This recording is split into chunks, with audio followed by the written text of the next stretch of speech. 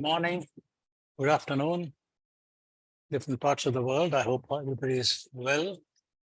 My name is Krishna Vidula from Indo-Universal Collaboration for Engineering Education. I am based in Hyderabad. We have our good friends Hans and others from IFEES xGEDC who are based in different parts of the world. And of course, we have our speakers here with a very important and useful topic, which is valuable to everybody around the world, which is program assessment basics and best practices. The speakers are Dr. Catalina, Plúa, and Dr. Robyn Hall. Just to introduce them a little bit to you, I will read out a little bit about their background. Catalina Plúa is the head of the Office of Curriculum Design and International Accreditation and Professor of Education at Universidad San Francisco de Quito, USFQ. She oversees the international accreditation processes at USFQ and manages and facilitates all assessment, accreditation, and academic program review efforts for all the undergraduate programs and graduate programs offered in her university. Robyn Hall serves as ABET's Director of Professional Programs. In her current capacity, she is responsible for ABET's assessment programs and resources. Prior to this, Hall served as the Assistant Vice President for Seminars and Digital Learning at AACSB International. She received a BA in Anthropology from Eckerd College and MBA from Sykes College of Business at the University of Tampa. So we're delighted to have both of you here to speak to us. So over to you, Catalina. Please go ahead. Thank you, Krishna. Thank you very much. And I'm very happy to be with all of you here. I will just and let Robyn start with this part of the presentation, and moving forward, I'll be here with you. Great. Thanks, Catalina. To start, I'm just going to share our agenda on the next slide. And I'm going to introduce just quickly who ABET is. Then we'll talk about the context of program assessment and talk about some best practices and basics.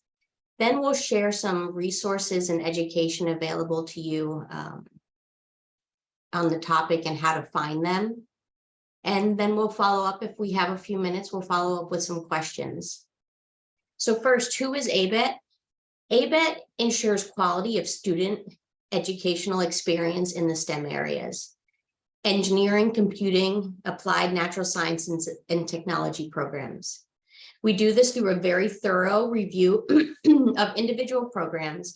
We send teams on campus, they interview faculty, look at materials, and talk with students. These teams are all volunteer-based and are highly trained by ABET staff to ensure quality. We produce students who will take on the challenges that are ahead, produce good solutions to complex problems. So in the next few slides, you'll hear more about ABET's take on best practices in program assessment. So what is this webinar and what is it not? The webinar is not a recipe. It's not a recipe. We're going to provide, as I mentioned, best practices. There's no one right way to implement them. Everything is dependent on your institution and your program, your resources, which we'll discuss in a bit. This is not an accreditation webinar. However, because we're talking about best practices, these support compliance with ABET criteria. If you have any specific accreditation questions, I urge you to email accreditation@abet.org. And without further ado, I will hand the presentation over to Catalina to get us started. Thank you, Robyn. Well, I'm here to talk about, and it's more of a conversation about program assessment. Robyn was mentioning something very important. This is not a recipe. We're going to be sharing best practices, and we'll be sharing most of them given the experience ABET has had working with programs all over the world. So starting to talk about program assessment, we have to think that our programs do not exist in a void. They're part of departments, and those departments are part of larger institutions. So when we think about program assessment, we're constantly thinking about the continuous improvement of that program, right? We're thinking about how can we make the program better for our students to be better prepared for the workforce. So when we think about the institutional mission of the institutions that we work at, we begin thinking about the mission statement. This mission statement describes the communities that are served and the institutional purposes and other characteristics that define your institution. So we think about that main goal that we have at our universities. When we think about that, we think about the program educational objectives. Our programs are aligned with the institutional mission. So through the educational objectives, we want to aim for the necessities of the constituents that we're serving through our institution. Whenever we think about program educational objectives, we have to consider who are the stakeholders or constituents our program is serving. We review this program educational objectives and we make sure that they are aligned with the needs of our constituents and of course with the institutional mission. When we come to think about the institutional mission, we have to keep in mind that our programs work with student outcomes. We are aiming for those student outcomes to help us reach our program educational objectives to make sure that our students are better, later on our graduates are better prepared for the workforce. When we think about student outcomes, we think about performance indicators.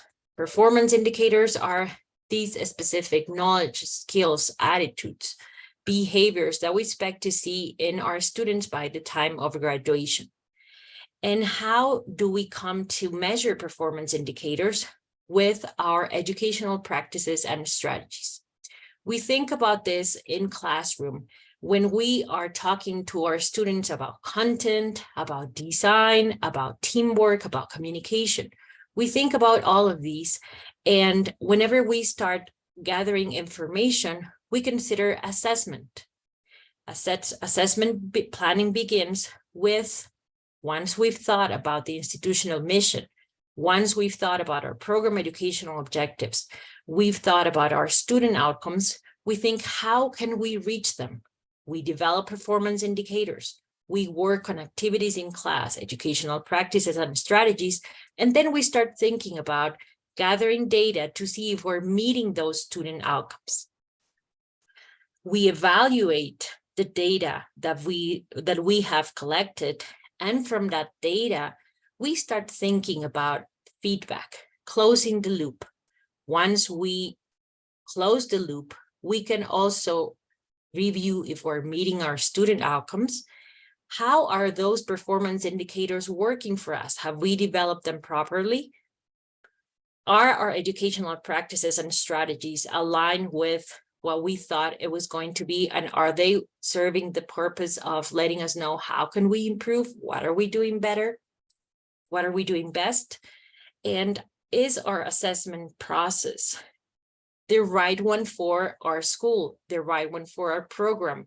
Is it meeting the institutional purposes and the program purposes and the characteristics that define your institution? So once we think about this conceptual model, we start thinking about closing the loop and considering our constituents. The program is improving to better serve our graduates, to better serve our students, and get them better prepared for the workforce. I'm going to talk about a little bit more about program educational objectives. What are these? These are these are broad statements that describe what graduates are expected to attain within a few years of graduation. It is important to mention that these are broad statements and that we're talking about graduates. We're talking about what our future graduates will be doing in the workforce within a few years of graduation. Program educational objectives are based on the needs of the program's constituencies. So as Robyn was mentioning, this webinar is not a recipe because we need to consider the context in which our program is working. We need to consider our stakeholders. It is also important to mention that we need to take into consideration the needs of our stakeholders. It is very different what's happening in different parts of the world. So we need to make sure that we are talking with them. We're making them part of the process. We're letting them know which are the program educational objectives we're developing for our programs. Are they current? Are they updated? Are they reflecting what they feel that we need to be teaching our students back at the program? Then I'm moving forward to defining student outcomes. Student outcomes, as mentioned, describe what students are expected to know and will be able to do by the time of graduation. This relates to the knowledge, skills, and behaviors that students acquire as they progress through the program. Once we have defined our program educational objectives and when we have worked with our student outcomes, we have clear expectations of student learning. And this is very important because later on we'll see that student learning happens best when expectations are clear for both faculty and for students on what student outcomes and what are they expected to know and do by the time of graduation. But how do we measure student outcomes? And this can be a tricky question if we don't develop performance indicators. Performance indicators are formed by two essential parts, which are the subject content, which is the something. The content is the focus of the instructions. For example, steps of the design process, current through a resistor, scientific method that students will know, do, or demonstrate, and the action verb. So it directs the students to a specific performance. They will list, they will calculate, they will apply, etc. Through the performance indicators, we can make sure that we are attaining the student outcome. We can measure them and make sure what's happening in our class session, what's happening with our educational practices, the strategies. What can we do better to meet the student outcomes? And what can we do better in class to let them know, our students in advance and ours as professors, what are the expectations of their learning and what we expect them to learn, know, do, or demonstrate. So now moving forward to program structures for student learning, it is a good way to start talking about the role of both students and faculty and how assessment can become an essential tool to determine how teaching and learning is happening at a given program. So all of our programs in different institutions happen to receive support from different administrative and academic offices, such as student admissions, advising. We have in place policies and procedures to support student learning, curriculum, of course, faculty experience, facilities, technology, institutional support, etc. All of these elements are there to support the meeting of student outcomes. And this is something that happens between students who learn from faculty members. But it is also important to mention that faculty members do learn from students, from the evaluation of the results of what has been taught in class. And from there, we can also define what are we doing best and what could we be doing better. Sorry for that. And this is a process. This process receives the support of all of these offices. So this ongoing process allows for the teaching and learning to happen. And this is what we want for our students and faculty members. We want a successful teaching and learning process. With the support of all of these offices, we are in place to have a successful development of a student assessment planning and, of course, the meeting of student outcomes.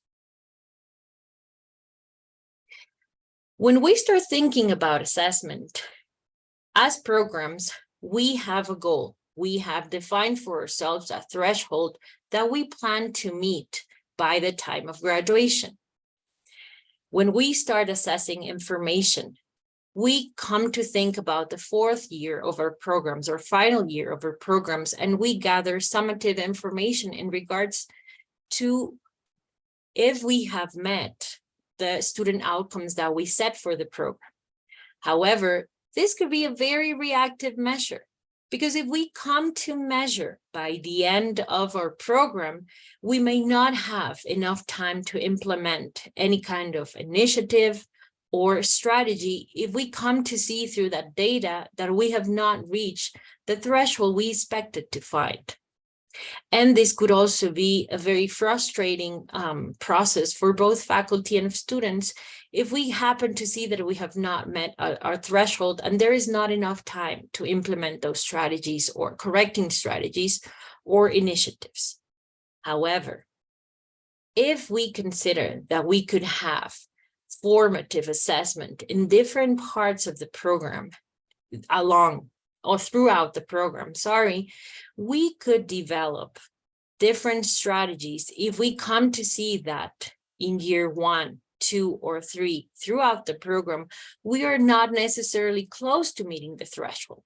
If we develop these proactive activities, initiatives, or strategies while teaching and learning, while in the process of teaching and learning, we can be better ready to get to the final evaluation, the summative evaluation, and be more ready to reach that threshold. Now, I'm going to move forward and talk about something that sometimes it could be tricky. How do we know what students know? And I'm just going to play a quick video about it, and I'll move forward from this.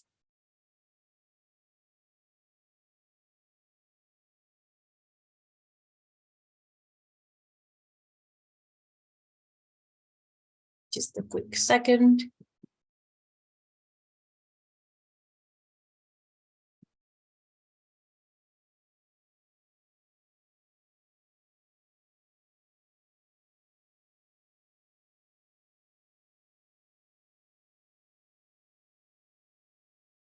Just going to share the screen again. Some technical difficulties on my side.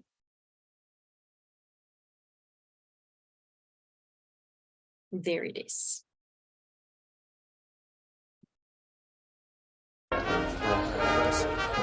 Graduates of Harvard and MIT, the Massachusetts Institute of Technology. We are the premier engineering and science institution in the world.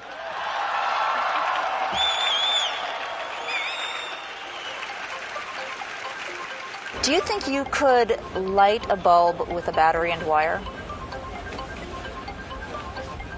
Do you think you could light a bulb with a battery and wire? Yeah. Light a bulb with a battery and a wire. Maybe. Yes. All right. Definitely. Do you think you can light a bulb with a battery and a wire? Battery and wire? Well, yes, why not? Okay. Definitely. Okay, can you do that? The interesting part about the batteries and bulbs question is that people always predict that they can do it. Students say, of course I can do this. Any hints I should have here? Teachers say, of course my students can do this. Ow! Do you know why that didn't work? I have no idea. Battery could be dead, the bulb could be bad, I'm hooking it up totally incorrectly. I'm not an electrical engineer, I'm a mechanical engineer. But if I had to guess, I would say it's operator error. Okay. I know it's possible, but I don't know how to do it. It's only after failing that you begin to get upset with the question and think, well, maybe it's a trick question, maybe this has something to do with manipulating the wires, they couldn't hold all the wires together. You don't have a current if you only have one wire, you need to complete a closed circuit. But that's not the case. Well, if I do it with a little light bulb, I just do this. In which case the light just lights up. It goes to the fundamental understanding of electricity. If one cannot light a light bulb with a battery and wire, then everything built upon those basic ideas has problems. We've always assumed that if teachers teach, students will learn. You can't assume that what's blatantly obvious to you and has always been blatantly obvious to you is going to be that way to somebody else, especially a kid. And that's where you have to stop, regroup, and say, wait a second, is this really as self-evident as you'd like to think it is? Sometimes the simplest problems in science defy intuition, and the most basic technology is surprisingly difficult to grasp. Is it because we weren't taught? Or is it because of something deeper? Doesn't matter like what touches Something about the way we think.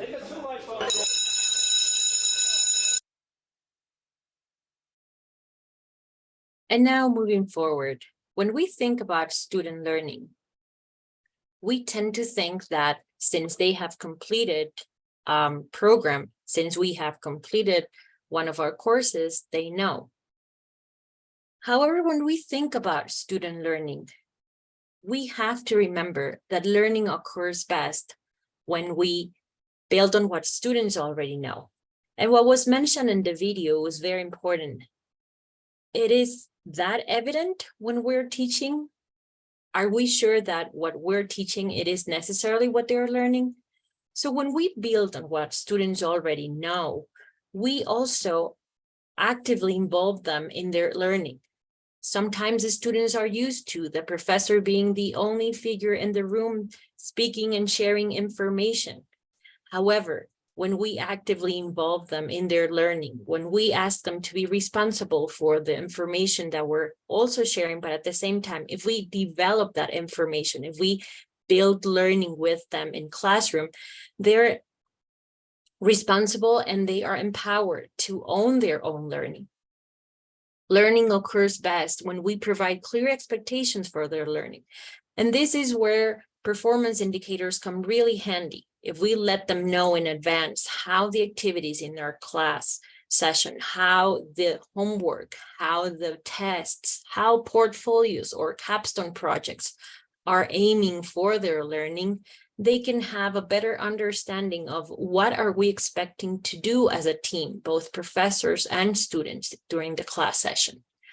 If we provide timely feedback on their performance, and if we let them know what are they not understanding from different concepts, fundamental concepts that we are sharing in class, we are helping them reflect on their learning, ask the right questions. If we let them ask the questions in class, if we allow them to question whatever concepts we're sharing in our class session, and we provide timely feedback on those questions, timely feedback on their performance, we are promoting the kind of learning we expect to see.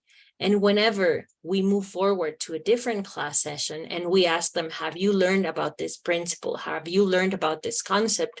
We will have a different answer from, no, I have not seen that in previous courses, or I have no idea what you're talking about. So whenever we think about their learning, we also have to question and think about our teaching.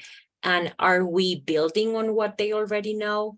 Are we actively involving them in their own learning? Are we providing clear expectations for that learning? And very importantly, are we providing timely feedback on their performance? Now, to think about program assessment, it is important to mention that program assessment focuses on the data collection, on the cumulative effect of a student learning. And this influences when to collect the data, from whom to collect the data, the interpretation of the results. And as to the data collection process, why? We need to understand that the focus of this data collection process is program assessment. We're not necessarily going to be collecting data of courses specifically to mention that the sole responsibility of that outcome is for one specific professor, but we're talking about how the program is aligned with the compliance with the student outcomes. How are we doing this as a collective responsibility? What are we going to collect? We're going to focus on a few indicators for each outcome. And from there on, we're going to ask ourselves, who are we collecting data from? And this will be students, specific cohorts, and faculty. And to talk more about this, I'm going to talk about program assessment. The focus, as mentioned, is program assessment because through program assessment, we are measuring if we are reaching student outcomes. There are different courses in this example that are aiming to develop teamwork.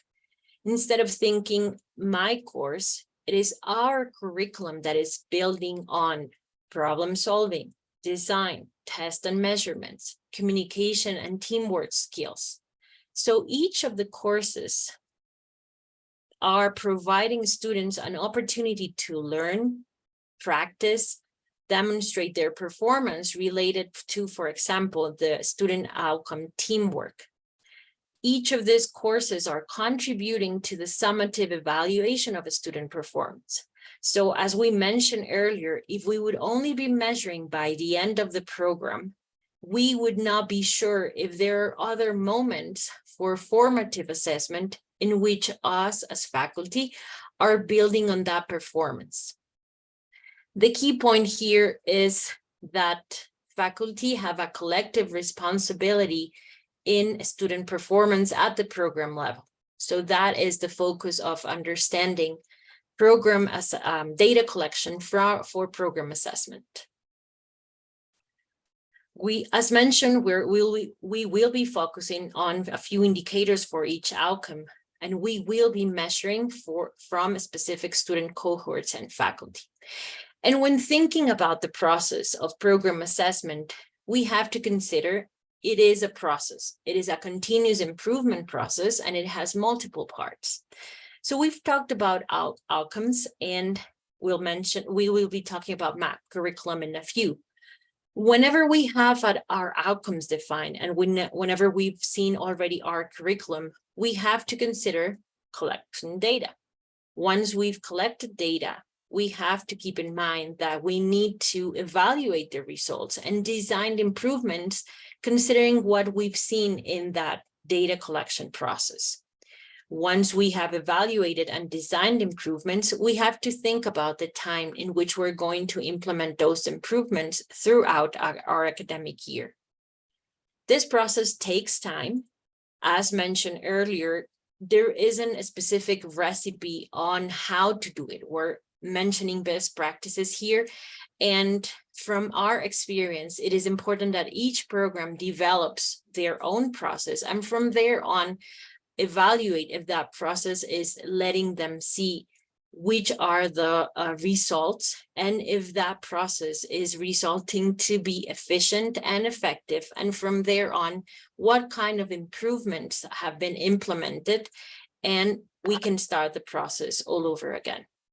So going back to program assessment, I just want to mention that since it is a collective responsibility, we need to do curriculum mapping. We need to think, okay, this is not thinking about my course or the course of my colleague. It is our collective responsibility. So when we talk about collective responsibility, we have to think about curriculum mapping. Curriculum mapping demonstrates the alignment of student outcomes to the curriculum. We have to think, of course, about the courses that are in our curriculum and how are they helping us to attain student outcomes. Curriculum mapping also enhances decisions about data collection. Where in our curriculum are we focusing on teamwork, design? Where are we focusing on communication skills, etc.? And curriculum mapping also guides continuous improvement decision-making. From what we're seeing in our curriculum mapping, we can determine if there are some courses in which we can incorporate some kind of information for students to practice, learn, or develop specific skills, knowledge, and behavior. So I'm going to show a quick example of curriculum mapping. In the column to our left, we can see the student outcomes. There's 6 different student outcomes through our left. And on our second row, there are the courses of this program. And we can see that the analysis of complex engineering problems is being practiced and taught throughout this whole program. Working effectively on a team is being taught during sophomore and senior year, communicating effectively in writing throughout most of the program, designing, implementing, and evaluating engineering-based solutions, mostly throughout the program, specifically or more so senior and junior year, and recognizing professional responsibilities and to make informed decisions somewhat between the first, junior, and senior year. So the importance of curriculum mapping, it is to say that we're not going to be measuring in each of these courses, but it's helping us see that in some of our courses, we're already building on the performance we're expecting to see in our students. This curriculum mapping is when we build on what students already know. So we think about what they already know in regards to the student outcomes. We see that our colleagues have built on analyzing complex problems during the first year. So we know that during the next years of the program, we can also keep on building and have clear expectations about the level of difficulty or that we could attain to teach, sorry, not attain to teach, but aim to teach in the following years of the program.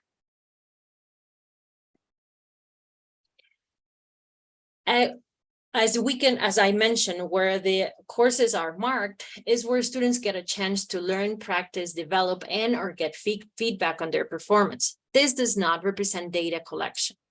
And this is very important to mention because we want to have a sustainable, efficient, and effective process. If we come to measure in every single course in our program, it's going to come very bearing to the program. And it will not necessarily be of result in to be very useful if we are keeping our minds in program assessment. So remember that. Another example of curriculum mapping, sorry, it is this example. We can see that in the program has already developed their performance indicators, and they have mapped the curriculum to see in which of these courses students are practicing, learning about very specific knowledge, behaviors, and attitudes.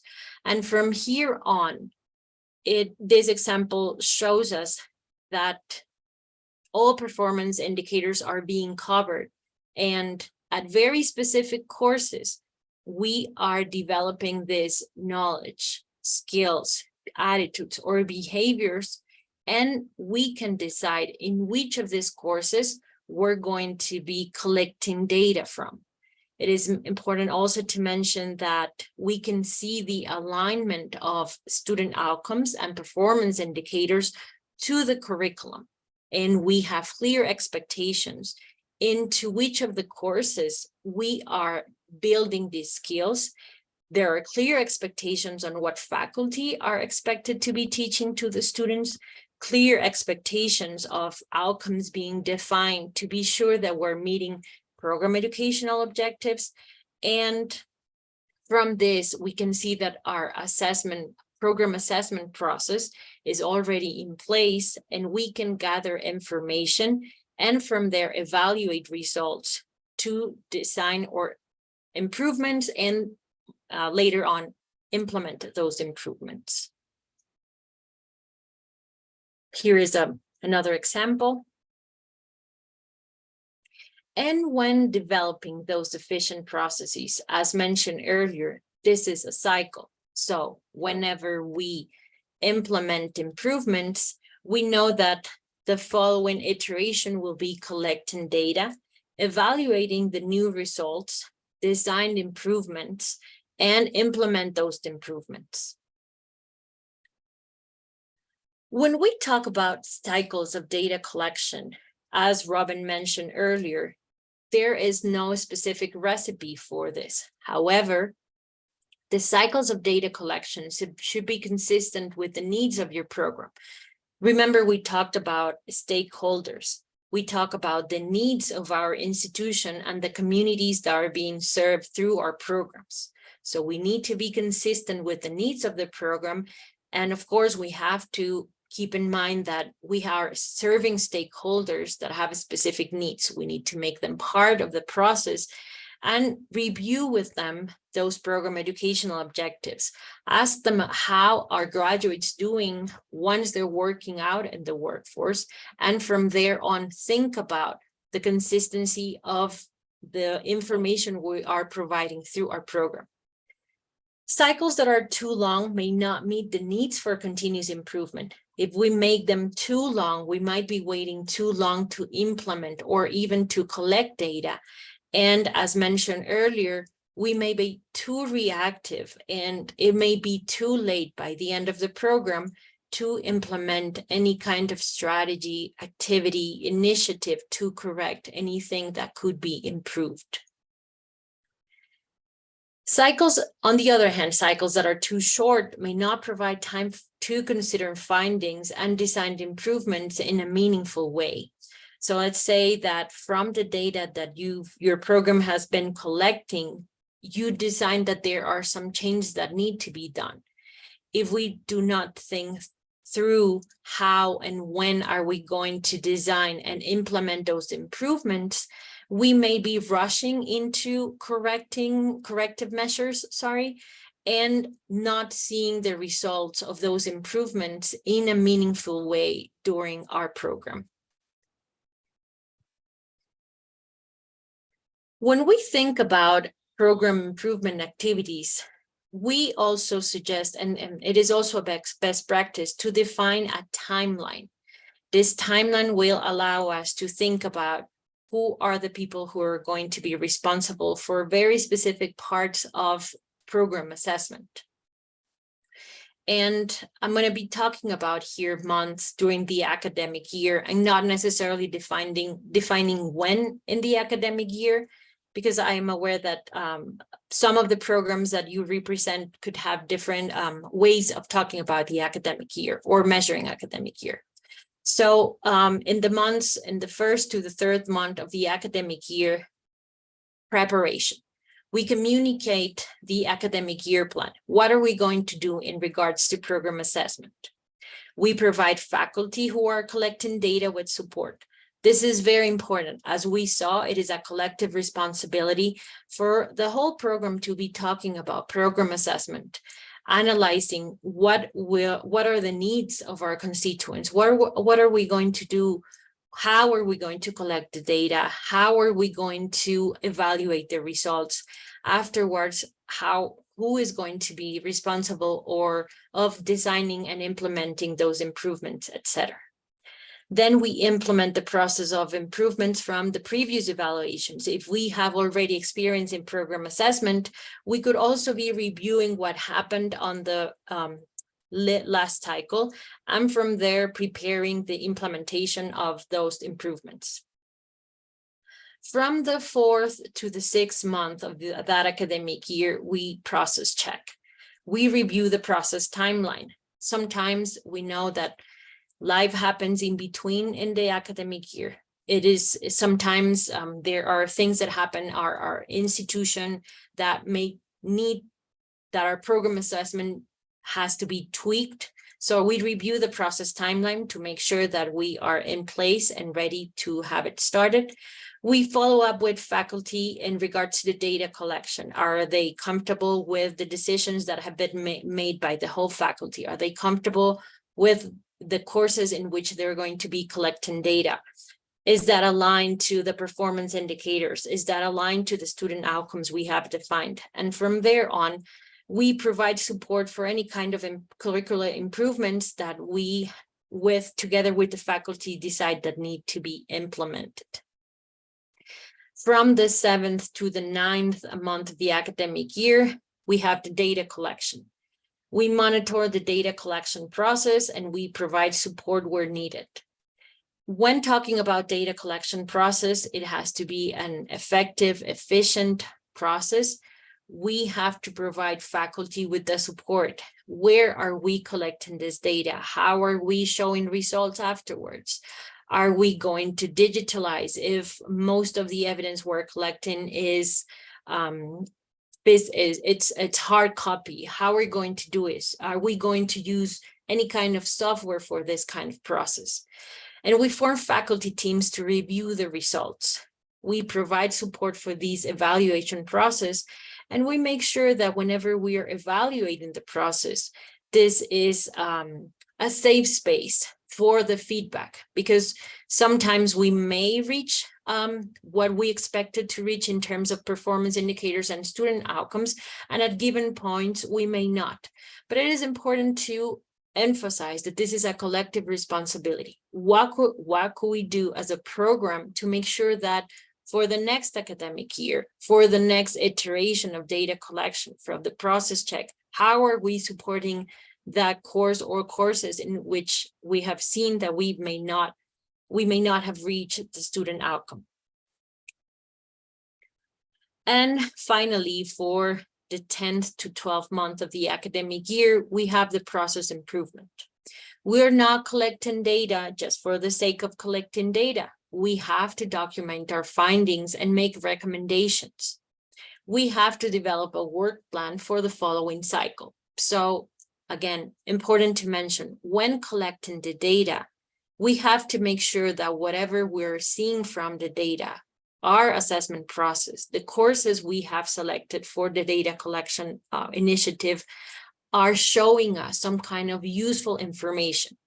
This is also a time of the year in which we can assess if the data collection process, if the whole assessment process is effective, is efficient, is giving us useful information in regards to what needs to be improved and what are we already doing well.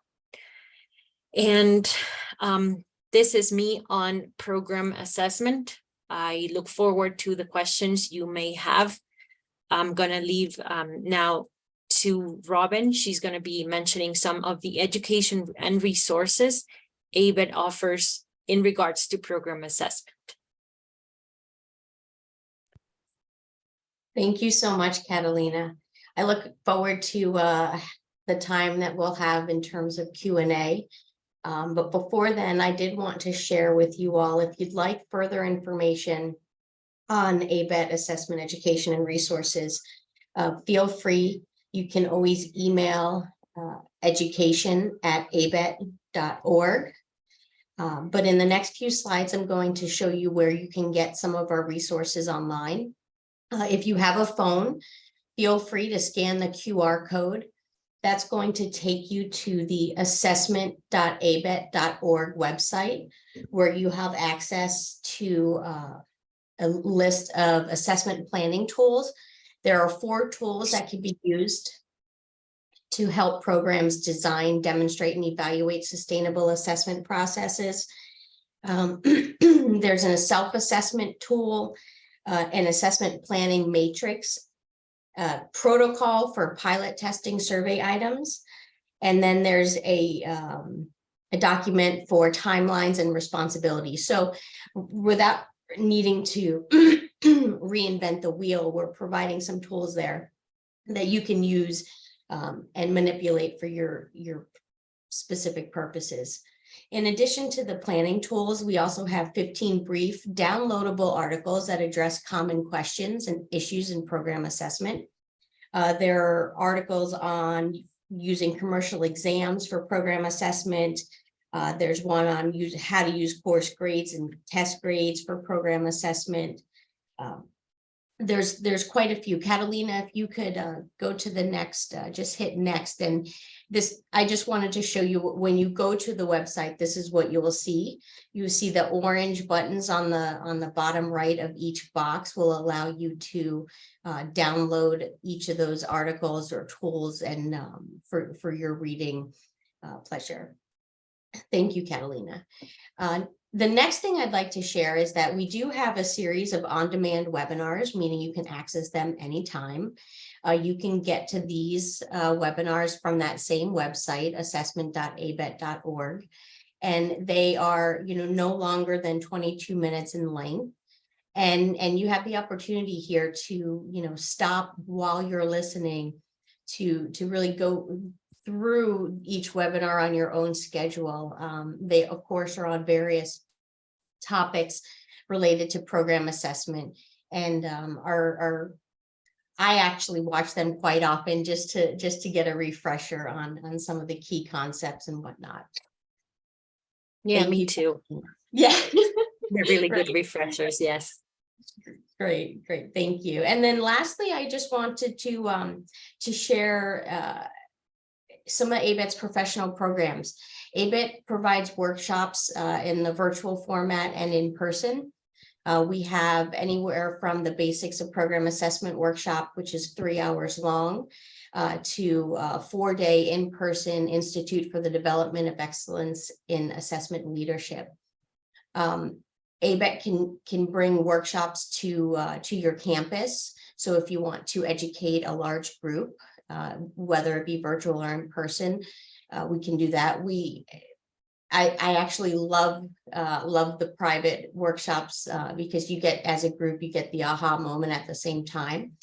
But there's also a team-based workshop that's actually coming up in just about a week, a continuous improvement review forum. I'm going to share on the next slide some of the upcoming workshops and dates. You can always, as I said, if you have any questions about any of our workshops or any of the on-demand resources, feel free to, you can email education@abet.org. And then otherwise, I'm going to, Krishna, I'm not sure how you'd like to handle the Q&A, but I'll turn it over to you for that.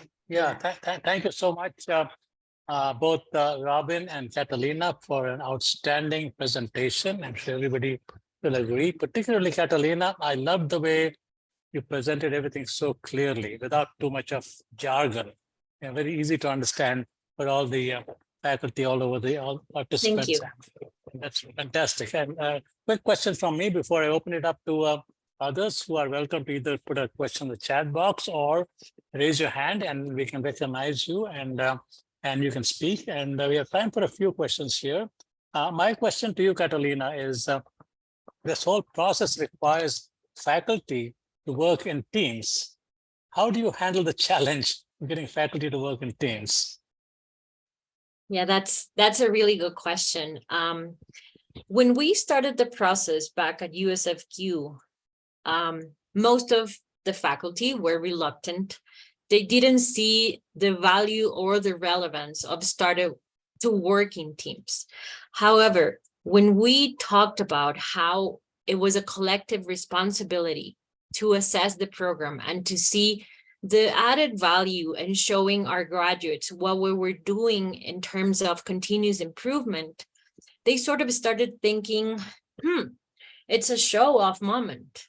If I show how much I'm doing in my course, maybe I can show my colleagues all of the initiatives, activities, and strategies I've been doing for the sake of students learning. And it first started like that. It first started like, I'm here, I'm the best faculty of the whole program.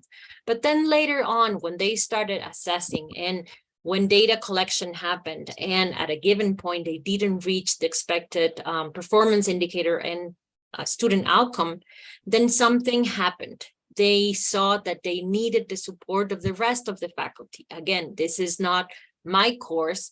They understood the importance of program assessment and how it is different from thinking, well, I've done my part, I've done my job, I taught my course, and if they're not reaching teamwork, design, analysis of complex engineering problems, well, it's not on me. Whereas when they saw that program assessment requires a collective responsibility, they started working in teams and they started talking to each other. They started sharing rubrics. They started thinking about, well, let's talk about if we're teaching both the same sections of a course, why don't we combine them? Why don't we use COILS, which is collaborative online learning with other faculty from other parts of the world? So at first, yes, they are reluctant to work in teams, But then later on, when they see the value of working together and how other faculty have found answers for questions in regards to, oh, how am I sharing or teaching these to my students, or why are they not reaching the goals that I'm setting for the course, then they see the added value of working in teams. It takes time, but it happens. Several cycles, several years probably. Good. Thank you so much for elaborating on that. We have time for a few questions and comments from others. Raise your hand or just jump in and speak. No problem.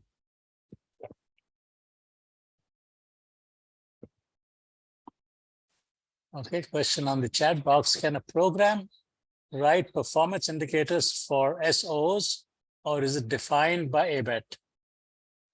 Student outcomes are defined by ABET, but as for performance indicators, this is one of the best practices suggested by ABET. From our experience, we sat down in faculty teams and we talked about and we analyzed student outcomes. From the analysis of the student outcomes, faculty started to say, hey, I do that in my course. Hey, this activity, this strategy, this educational practice. And from there on, they started developing their own performance indicators. It is, I would say it is essential to think about developing your own performance indicators, because you have to be comfortable with what you're teaching and evaluating in class. So these are developed by the program. Okay, for another question. How often should surveys be conducted for the indirect assessment of program outcomes? I would say, as mentioned earlier, this depends definitely on the program, but I would say that the frequency should be consistent with the kind of information you're expecting to find. If you wait too long for conducting surveys, maybe at a given point, you won't be getting the enough or useful information to implement improvements or to even design improvements. If it's too short, maybe you wear out your graduates or whoever you're sending the surveys. If you're just asking and asking over and over, you might have different results. And from there, I'm not sure if that would be useful information for the assessment of the outcomes.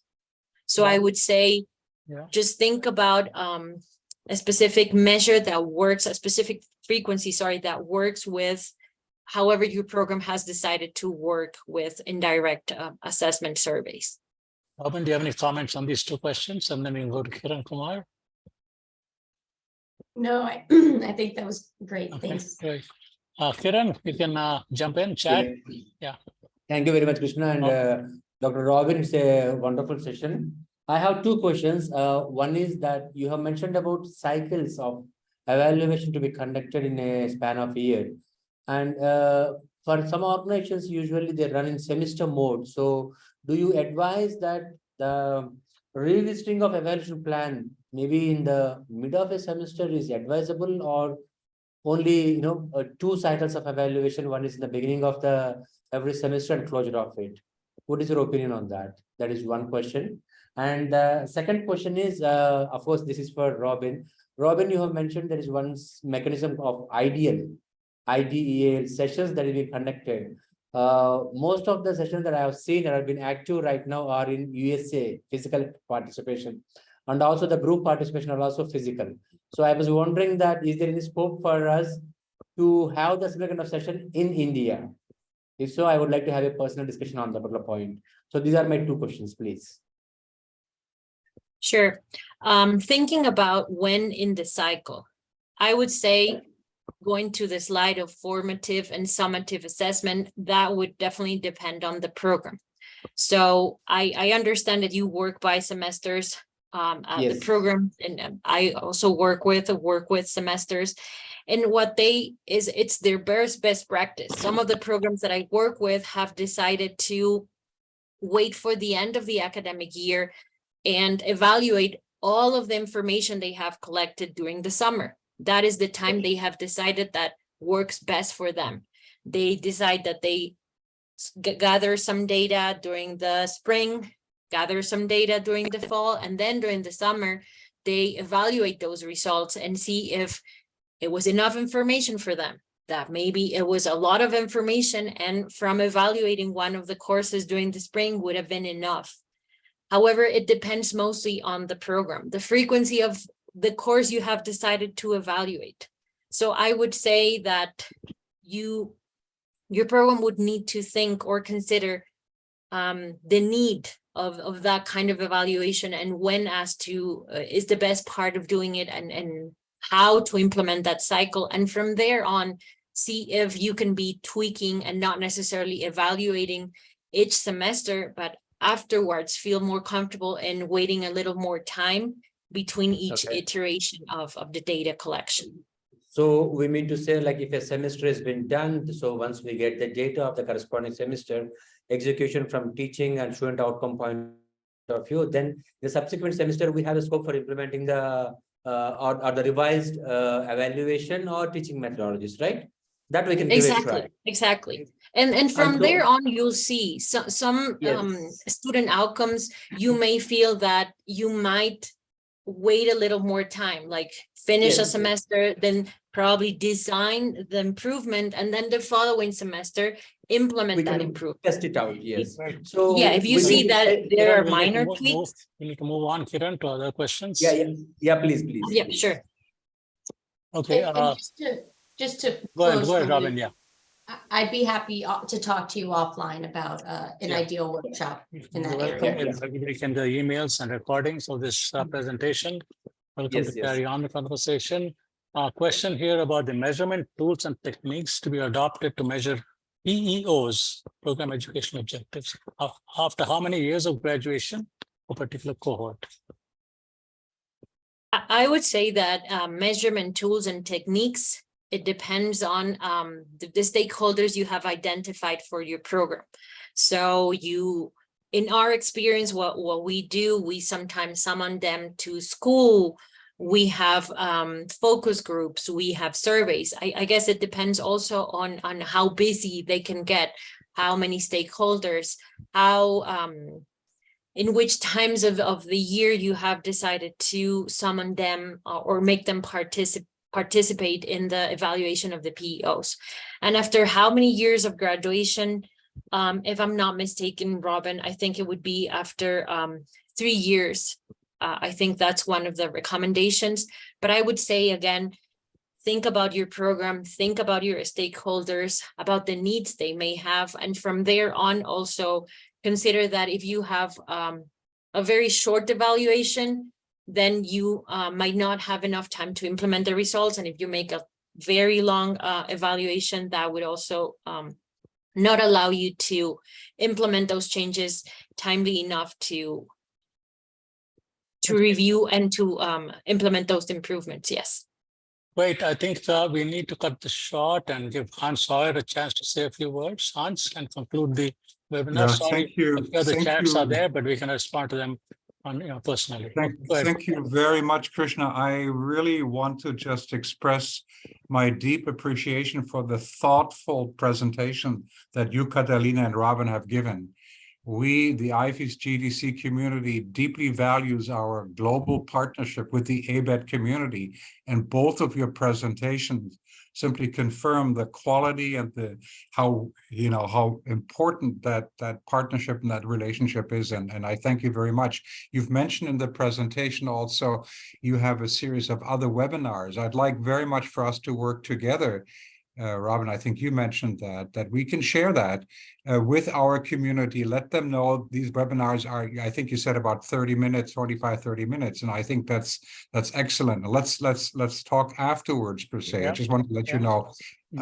Just a couple of final comments. I'm very, very pleased that the IFEES and GEDC community and several of you will join us in a few weeks in Baltimore during the ASCE conference. We'll be having an IFEES GEDC session on some very strategic topics. I'd like for you that come join us on June 25th, and certainly the reception and dinner that we've had for many years, bringing members of our community together. The other thing is co-chair, I'm working diligently daily with our friends and partners at Monterrey Tech, Mexico. Our global IFEES GDC conference will be there in October. And what's critically important, a couple of things. One, certainly the submission of papers. There are deadlines and whatever that I know all of you understand. And of course, we welcome your physical presence. And when I say you, I mean not only the academic leaders and deans and professors, but also students, and certainly our corporate colleagues and friends are very, very much invited, and we are working diligently with different countries to invite also students, the engineering students, to join us. So with that, final comments, again, Catalina and Robyn, thank you very much for your very thoughtful presentation today. We Thank value you it. once again for both of you. And I particularly like what you said, Hans, about following up of the series of webinars, well-structured webinars on different topics, and structured in such a way that it's almost like a course delivered to faculty and other people all over, administrators all over the world. So great. Thank you so much, Robyn and Catalina. Another big round of applause for all of them and for both of them. And thank you, Hans. Bye-bye. Thank you, Krishna. And good evening, good morning, good day, whatever time it is. Just have a great time and see you all. Thank you. Some of the Peace be with you. Thank you very Bye-bye, much, all. everybody. Thanks. Bye-bye. Have a wonderful time. Bye. The same, Kiran. Bye-bye. Thank you.